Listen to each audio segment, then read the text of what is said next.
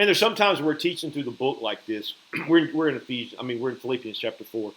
Um, Man, I hate taking breaks. I wish I could preach. I know y'all don't, but I wish I could just preach for 3 hours. I would love to just preach the whole book all at one time because you miss things if you don't. And so, what I want to do today is try to bring us kind of up to speed with some things. You know, joy is a settled presence that God is in charge. That's really what joy is, right? When all things are right in your world, you feel happy, right? And joy is the deeper part of that. There's nothing wrong with happiness, but happiness is about happenstance, right? All the circumstances in my life line up, and whoo, I'm happy, right?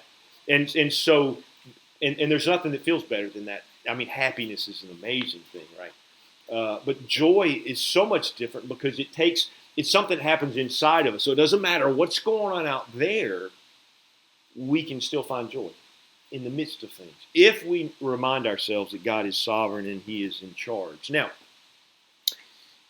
we talk about freedom, and in all of those songs, I think mentioned freedom, but we have to choose to walk in it, right? This is the deal.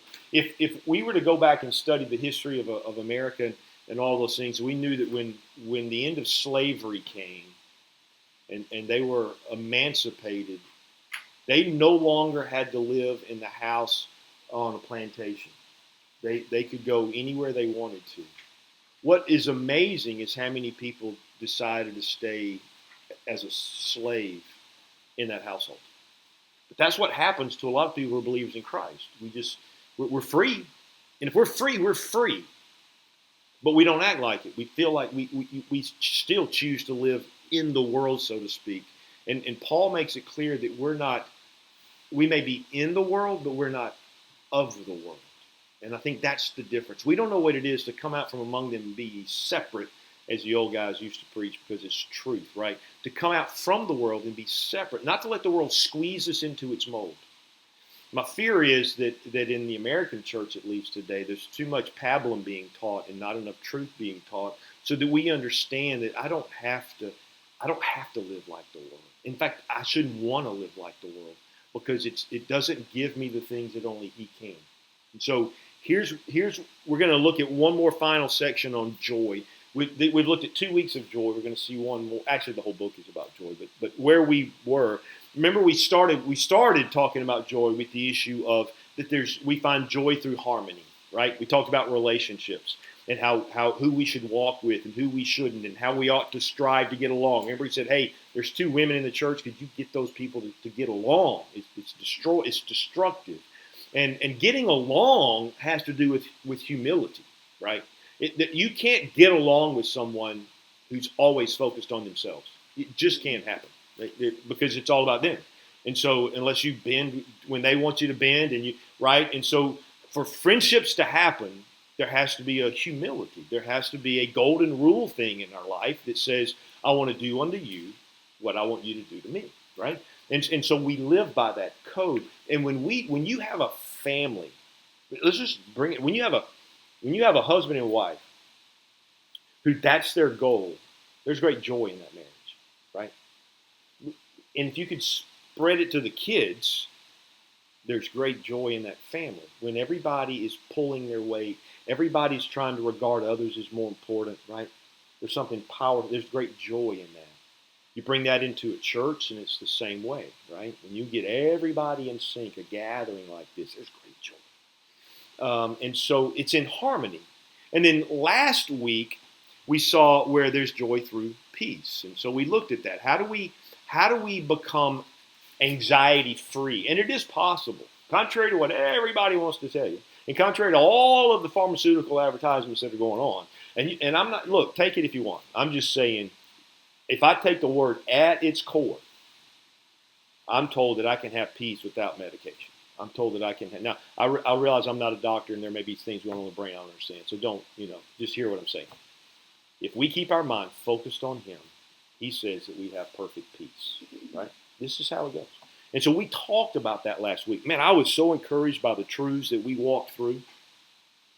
And so today we're going to add the third piece to it, and it is contentment. That there's great joy when you're not on that hamster wheel Man, I wish I could find I had a hamster wheel when we were teaching through Life Under the Sun in Ecclesiastes. I started looking for it, and I realized I don't know what happened to it. But I really want it, and it was squeaky. I had to bend some things to make it squeak, and I'd be sitting at the pulpit, and I'd spin that thing, and it would squeak. I don't know if you were coming to church way back then or not, but it just reminded me that sometimes we choose to see like that. Once we're on that hamster wheel, got to do things, right? And I got to make more money, got to get a better job, got a new car, got to get better, all this stuff. And so what I want us to see is that, listen, with or without stuff, you're okay, right? Hey, I love stuff, but are you okay without it? That's how, this is what, and this only Christ can give us, is because we're wired toward that kind of thing, I think. I think there's something in us that just wants easier or better, or, we just feel like we deserve it, and we start comparing ourselves. That is the worst thing of all the things that humans deal with. It's the comparison game. It is what destroys. In fact, before we jump into this, I'm going to give you James chapter 4. I think we just finished James a couple of series ago. But he says this: submit yourselves to God. He says, what causes fights and quarrels among you? What is that causes those things? Don't they come from your desires that battle within you? You desire, but don't have, so you kill. You covet, but you cannot get what you want, so you quarrel and fight. You don't have because you don't ask God. And so his whole point there is, what is the source of this unrest in our lives? Usually it has to do with other people. You see somebody's a bit more advanced than you, and you're just mad. How come they do that? You could read the Psalms, and you can see that even David did that. Lord, why are the wicked prospering? Here I am, serving you with all I got. It looks like they don't even care, and they're getting more blessed than me. So even King David is like, it just makes no sense, God. I don't like it, right? And so it's in our nature to want to be blessed and to be better and all of those things. Yet here he says that, and we're going to talk about it, that he talks about contentment. And so we're going to see just a little bit today. I want us to grab hold of. Listen, I don't know. I don't think I have to argue this point, but we live in a world of discontent, don't we? Nobody's happy. Nobody's happy. I do performance reviews at work. Everybody expects a raise just because they survived a year, right? Did they improve? Well, maybe not, but they sure want a raise. They want to call it cost of living, and I'm like, well, that's not really. I don't want to sound like a mean boss. I'm not a mean boss. I'm just saying that's not. Listen, it's about performance, right? This is how that works. This is the system that we live in, and it's a great system because you work hard, you're going to get paid more. For the most part. And so, but man, we live in this world, and I see it all the time. Just this discontent. I got young kids I work with. And the car breaks down, they think, I'm just going to go get a new car. Really? Well, that's going to put you further in the hole. I don't know. Why it shouldn't cost me more to fix this car? Trust me, I've been down that road before. Put the new transmission in that car. Keep riding that sucker down the road. You'll save some money. Right? But we don't want to do that because there's something about getting in a nice new car and it smells all pretty. Man, I jumped in one of our new trucks the other day at work. It's a Ford, F-250, and it's got all the diesel bells and whistles. Doesn't even sound like a diesel. And man, you get on the inside of that, and it's like you're in a plane in the future. I'm like, I don't even know how that dashboard works. I don't think I want to drive it because there's so much stuff in there, right? But there's something about it. You get in, you go, man, it smells good, right? And all of a sudden, you start thinking, man, I need a new car. This thing happens. It's just where we go. Very few are really happy where they are. And this is the issue with us. So he says that division is caused by discontent, right? Jealousy. That's what James says. Everybody wants new gadgets. People still stand in line for those iPhones? What is it, iPhone 20? Or I don't know what it is now. But whatever it is, it's like as soon as that new one comes out, everybody's got to have one because it's got 3 cameras on the back. The other one had 2, and I'm like, what? It's crazy what happens, but it's just that stuff. It's just where it is. And so here's the thing. What if we could, and you may not be caught up in that, and I hope not, but what if we could just breathe? What if we could just take a break and breathe, right? Wow. There's a couple of country songs. I'm old. Trying to remember it. It won't be like this for long. Is there a country song about that? Like you get frustrated with where you are, and it's like, hey, it won't be like this for long. Right? And then I think there's a song called "Let Them Be Little," right? It's like, man, we seem to want to rush all the way through things. I'm like, man, what if we did? Because here's the thing: when you start sitting at the age I'm sitting, you go, "I got here fast," right? I mean, I feel like Tammy's dad now at that point, right? Because all those things, you just want to get to this place where you feel comfortable financially. You want to get to this place where you whatever, and all of a sudden you get here and you go, "Man, I just got a little bit of time, kind of left, right?" And so it's the way it is. And so here's the thing: look, life happens. Are you going to be okay with it? This is where we're going. How do you react to it when life doesn't go necessarily the way you want it to go? Right? And so contentment. You wanted that job, you didn't get it. You wanted to get that new car, you couldn't afford it, right? And I was just make it about stuff. I'm just saying, you wanted into that group, that relational aspect, that whatever, and you didn't get it, and so you feel. How do you react to that? What's going on there in that? Someone's doing something to you, or whatever that is, and they're a nuisance, and you're not happy because as soon as somebody brings that name up, you tense up, right, and you start thinking things. One of the things that Lord impressed on me years ago, and I've tried to teach it to my kids, is that I get to choose whether I want to be a thermometer or a thermostat, right? And we all know the difference. Right? A thermometer just simply, it's flu season. Everybody's telling me, I'm not going to be able to make it to work. I got 102.5 fever. I'm like, please don't come to work, right? I want you to stay where you are. We'll be fine. That's a thermometer. All it does is reflect the heat. But a thermostat, we have one of those control thermostats at work right now, and it's frustrating because somebody doesn't know how to control it, and I have to go in there and override it. I come into work, my office is like 78 degrees, and I'm like, I realize it was cold out there, but could we turn it down, right? But the thermostat decides what's going to happen. It doesn't just reflect it. And so here's what happens. If the world is chaotic and you're just a thermometer, then you're going to reflect that chaos. But I always have the choice to be the thermostat everywhere I go, right? You can't make me mad. You can come in and be hostile all you want to. Man, I used to have to do the hard calls at work years ago, when people call and they're irate. I don't mind that because when they start yelling, I just get softer voice and I'm calm and I'm patient, and I'm kind of waiting. So it's psychological. It's not from the heart, really. It's just more psychological. But the more you lower your voice, people begin to tend to yell. Or you say, well, hey, I hear you. I'm sorry for that. That's me, thermostat, changing the environment, right? And we all have the ability to do that. So if you're in a home and it's all chaotic, be the thermostat. Just be the calm, right? This is what he's going to tell us. I realize we haven't looked at scriptures yet. I just want us to see these things. And I'm either the victim or the victor. I'm one or the other. And if you choose to be the victim, and our world is so obsessed with this, everybody's a victim. The man's always after everybody, and everybody. No, they're not. Listen, you started with nothing. Didn't we look at that last week? Or maybe that was the other day when I was teaching at work. But we all start with nothing. We're born with nothing. And the world doesn't owe us anything. And I wake up every day thinking, I got nothing today. All right? I mean, I got a lot of stuff. What I mean is I have no one owes me anything. I'm going to get up and do what I do, right? This is what has to happen. Or I can play the victim. If you're going to play the victim in your life, and you don't have that raise because some ogre didn't give it to you, or you didn't get that job, or you didn't get this, or you didn't get that, and it's going to be a sad life. You're gonna have zero joy because you see yourself as a victim. I don't see myself as a victim, and you shouldn't either. I'm not a victim. I have been redeemed by the blood of Christ. I have been in the miry muck, and my feet are now on solid ground. I serve the most impotent God that you could imagine. And he is all knowing, all powerful, intimately acquainted with everything in my life. I'm covered. I'm not a victim.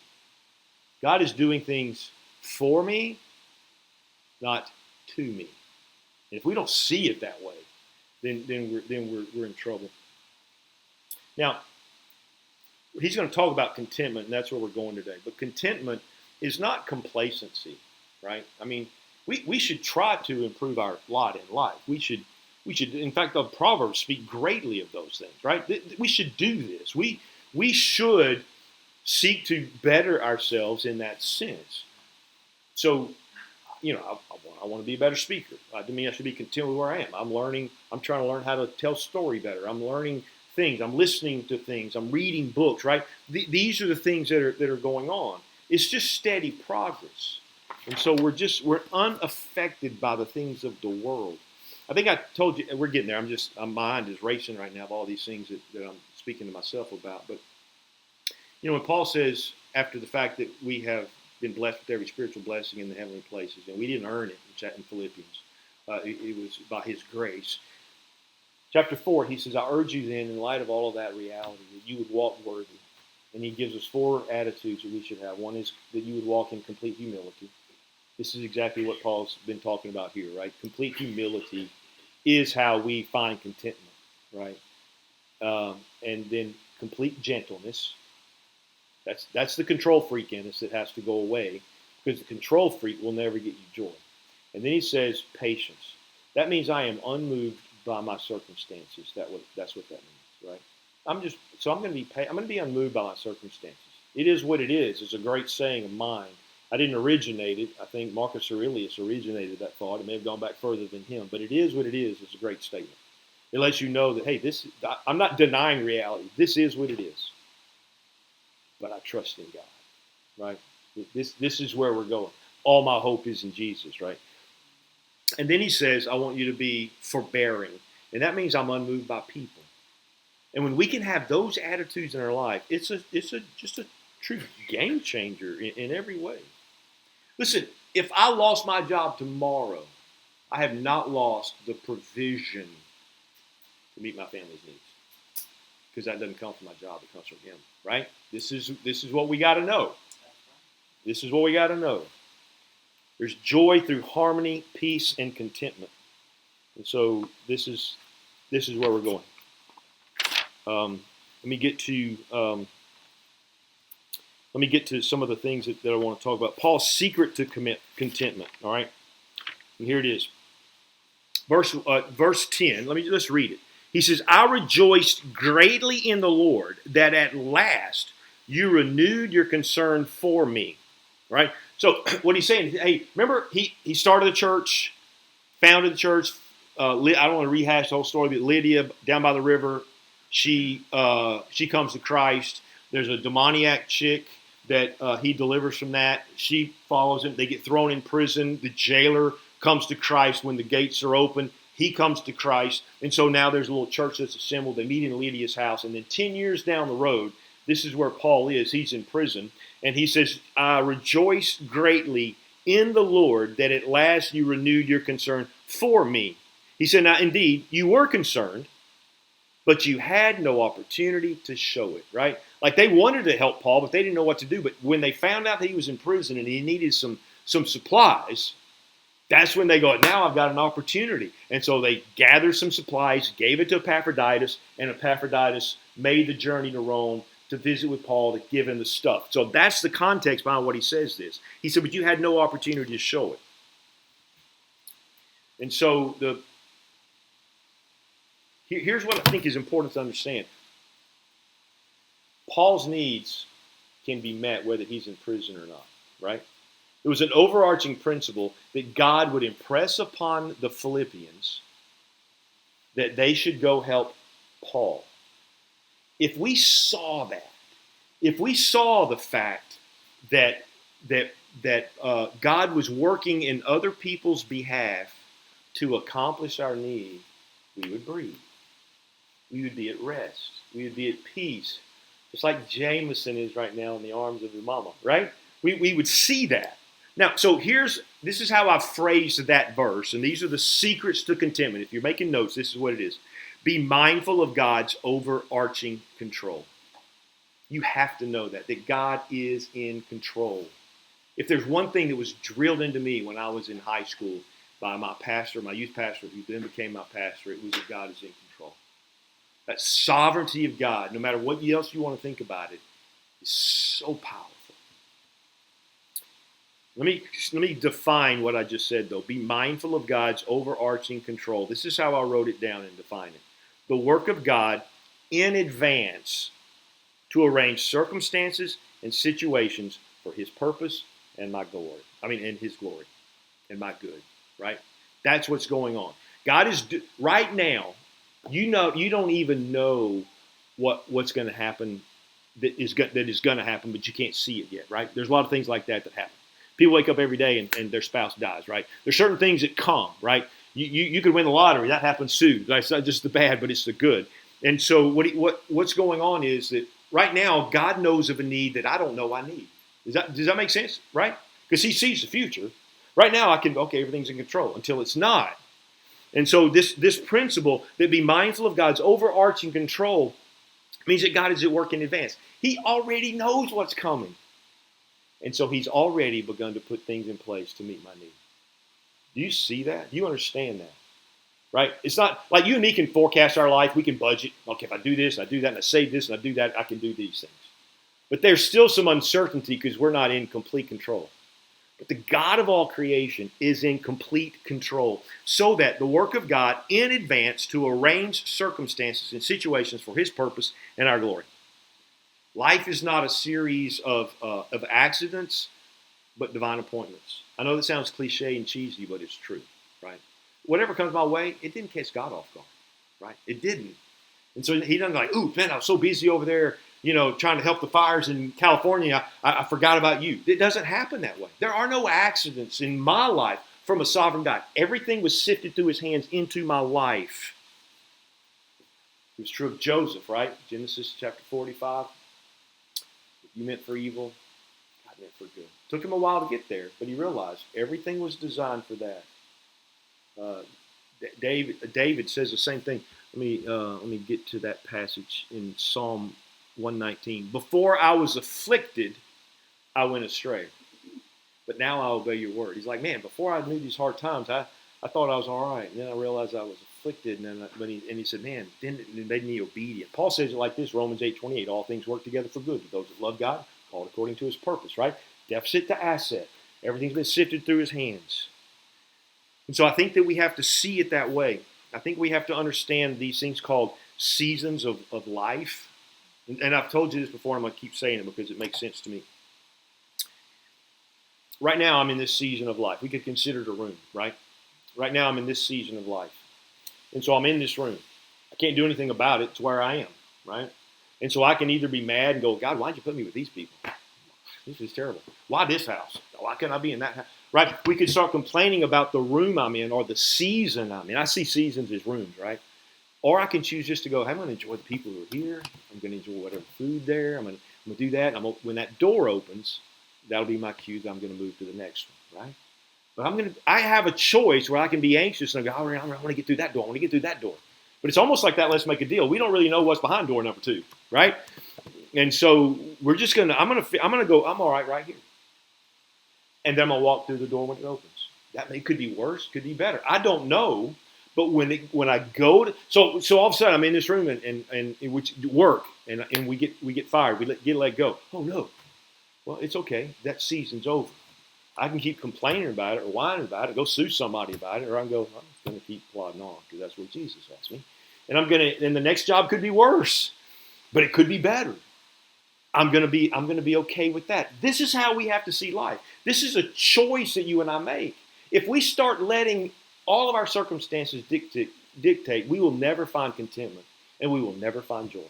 And so what I'm trying to do is spare us all of that. And so this is how we see it. Listen, God opens doors and he closes doors. God opens a door no one can shut, and he shuts the door no man can open. And when we learn that, it's a great lesson. All right, so then he comes and he says this. Verse 11. I am not saying this because I'm in need. He's like, look, he wanted to make sure they knew he's not grateful because he had a need and they met it. He said, I've learned to be content in whatever circumstance, right? So he said, look, it's not because I'm saying I am in need, for I have learned to be content in whatever circumstance. This is the second aspect of these things, and what the way I phrase that in my own mind is be mindful of God's inner power at work in you. Paul says, I have learned to be content. Now, let's look at that. Learned means by experience. Paul's saying, I've gone through enough experiences in my life that I now have learned something. By that experience, I have deduced this. I know how to be content, right? Poverty and wealth. Remember, he's the guy that said, "Hey, man, I've spent a night and a day in the deep. I've been lashed 39 times, 39 lashes 3 times. Right." He begins to talk about all these things, but yet here's where I am. And so the word content, it's an interesting word. It means to be contained. It means resources for survival are contained within, right? So like I am a container of sufficiency because Christ is in me. Does that make sense? If Christ is in me, I have everything I need and nothing that I don't, right? This is what he's saying here. And so he says, I am not saying this because I'm in need. I have learned to be content. And I have learned to realize that I am a container for everything that I need. God will give me the grace to have no food. God will give me the grace to have great food, right? He says it doesn't matter. Poverty or wealth, it doesn't matter. I am a self-sufficient container in Christ. So the second point is be mindful of God's inner power at work in you. Now, Paul says he's experienced that, verse 12. I know what it is to be in need. I know what it is to be plenty. I have learned the secret of being content in every and any situation, whether well-fed, whether living in plenty or in want. I can do all things through Christ who strengthens me.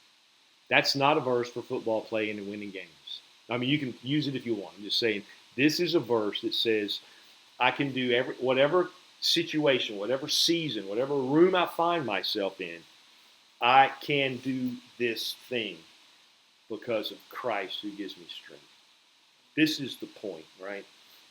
And so Paul learned that. He learned those secrets and all of that. And so then the verse 13 where he says this, Christ gives me strength. It's not our faithfulness, not our ability that we overcome things. It's his faithfulness and his ability that lets us overcome things. And so we see then in this whole passage that joy is found really in harmony, in peace, and in contentment. That's how it works. And I want this to be real for us. I want us to understand that if we work at our relationships, if we work at our anxiety, and we work on this thing called discontent, there's great joy in that. And there's great comfort just in knowing that God's at work in our life. And so, what's there not to be joyful about? That's where Paul was. I can live there and swim in that ocean some, but sometimes I'm telling you, I can freak out too. And so what I'm trying to let us know is we can have joy all the time, if we choose it. So that's the message for today. And man, we'll play a fun song for us.